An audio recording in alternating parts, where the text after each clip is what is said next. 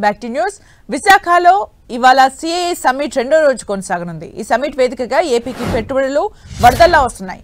తొలి రోజు ఏకంగా 41 సంస్థలతో 8,26,668 కోట్ల పెట్టుబడులకు రాష్ట్ర ప్రభుత్వం ఒప్పందాలు కుదుర్చుకుంది. తద్వారా 4,15,890 మందికి ఉద్యోగ అవకాశాలు లభించనున్నాయి. సదస్సు ప్రారంభానికి ముందు రోజు అంటే గురువారమే 35 సంస్థలతో ఒప్పందాలు కుదుర్చుకున్న ఏపీ ప్రభుత్వం 3,65,304 కోట్ల పెట్టుబడులు రాబట్టింది.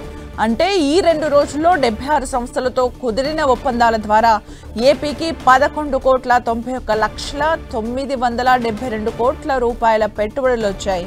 వీటి ద్వారా 13,32,445 మందికి ఉపాధి అవకాశాలు లభించనున్నాయి. ఇవాళ మరిన్ని సంస్థలతో ఒప్పందం కుదుర్చుకోనుంది ఏపీ ప్రభుత్వం.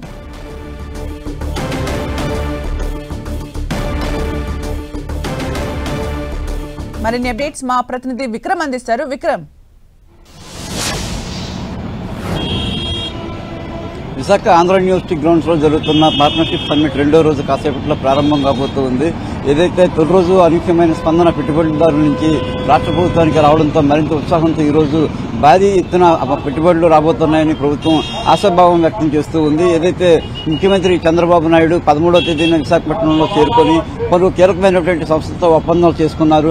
అంతేకాకుండా నిన్న కొన్ని పార్ట్నర్షిప్ సమ్మిట్ లో భాగంగా దాదాపు 8 లక్షల కోట్ల విలువైనటువంటి ఎంఓయూలు కుదుర్చుకోవడం జరిగింది. ఈ మొత్తంగా దాదాపు 11 లక్షల కోట్ల విలువైనటువంటి పెట్టుబడులను ఈ 2 రోజుల్లోనే ప్రభుత్వం సాధించింది. అయితే ఈ రోజు పార్ట్నర్షిప్ రెండో రోజు భాగంగా పెద్ద ఎత్తున పెట్టుబడులు వస్తాయని చెప్పి ప్రభుత్వం భావిస్తుంది. అందులో భాగంగానే ఇప్పటికే పలు కీలకమైనటువంటి సంస్థలతో ఒప్పందాలు కుదుర్చుకోగా ఈ రోజు న్యూజిలాండ్, జపాన్, తైవాన్ వంటి ప్రముఖ విదేశాలకు చెందినటువంటి ప్రఖ్యాత కంపెనీల నుంచి పెద్ద ఎత్తున పెట్టుబడులు వస్తాయని చెప్పి ప్రభుత్వం భావిస్తుంది.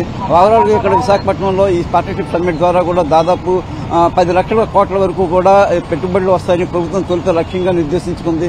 అయితే అనూహ్యంగా అంచనాలకు మించి తొలి రోజుకే దాదాపు 11 లక్షల కోట్ల వరకు పెట్టుబడులు వచ్చిన నేపథ్యంలో ఈ చివరి రోజు దాదాపు మరొక 6 నుంచి 9 లక్షల కోట్ల వరకు కూడా ఈ రోజు పెట్టుబడులు వచ్చే అవకాశం ఉన్న నేపథ్యంలో దాదాపు 10 నుంచి 20 లక్షల కోట్ల వరకు కూడా ఈ పెట్టుబడులు ఈ పార్ట్నర్షిప్ సమ్మిట్ ద్వారా కూడా రాష్ట్రానికి రాబోతాయని ప్రభుత్వం భావిస్తుంది. కేంద్ర వాణిజ్య శాఖ మంత్రి పీయూష్ గోయల్ కూడా ఇక్కడే ఉన్నారు.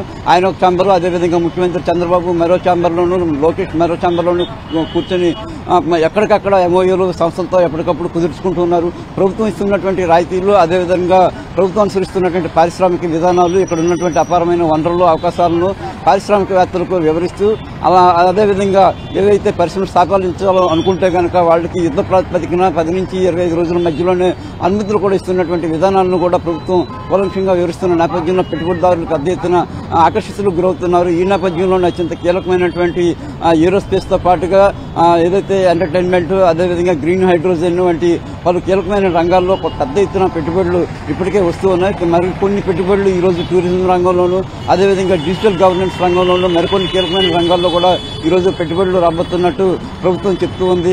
అయితే ఈ పార్ట్నర్షిప్ సమ్మిట్ ని ప్రభుత్వం మొదటి నుంచి కూడా చాలా ప్రతిష్టాత్మకంగా తీసుకుంది. రాష్ట్రంలో ఉన్నటువంటి ఏ ఒక్క ప్రాంతంలో కాకుండా అన్ని ప్రాంతాల్లోనూ వివిధ రకాలైనటువంటి కంపెనీలన్నీ స్థాపించేలాగా ముందస్తుగానే ప్రణాళికను సిద్ధం చేసుకుంది. అందులో భాగంగానే ఇప్పటికే విశాఖపట్నంలో గూగుల్ డేటా సెంటర్, అదేవిధంగా మరికొన్ని డేటా సెంటర్లు వస్తున్న నేపథ్యంలో నిన్న తాజాగా రిలయన్స్ డేటా సెంటర్ కూడా విశాఖపట్నంలో ఏర్పాటు చేస్తున్నట్టు ప్రకటించిన నేపథ్యంలో ఐటీ రంగానికి పెద్ద ఊతం ఇచ్చినట్టు కనిపిస్తుంది. అదే కాకుండా ఏరోస్పేస్ కి సంబంధించి కూడా తిరుపతి వంటి ప్రాంతాల్లో ఏర్పాటు చేసేందుకు రాష్ట్ర ప్రభుత్వం నిన్న ఎంఓయూలు కుదుర్చుకుంది.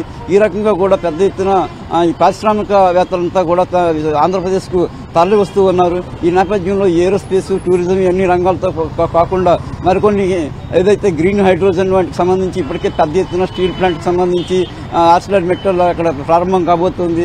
ఈ విధంగా అన్ని ప్రాంతాల్లోనూ ఎక్కడ ఏ రంగానికి సంబంధించి వనరులు అందుబాటులో ఉన్నాయో అవన్నీ వినిపించి తద్వారా కూడా శ్రీకాకుళం నుంచి నెల్లూరు వరకు అన్ని ప్రాంతాల్లోనూ పరిశ్రమలు ఏర్పాటు అయ్యేలాగా ప్రభుత్వం సన్నాహాలు చేస్తుంది. ఈ నేపథ్యంలో ఈ రోజు సదస్సు సంబంధించి ముగిపోతుంది. ముగిసే సమయానికి ఎన్ని లక్షల కోట్ల పెట్టుబడులు అనేది కూడా స్పష్టం కాబోతుంది. Sumitra, thank you Vikram for the updates.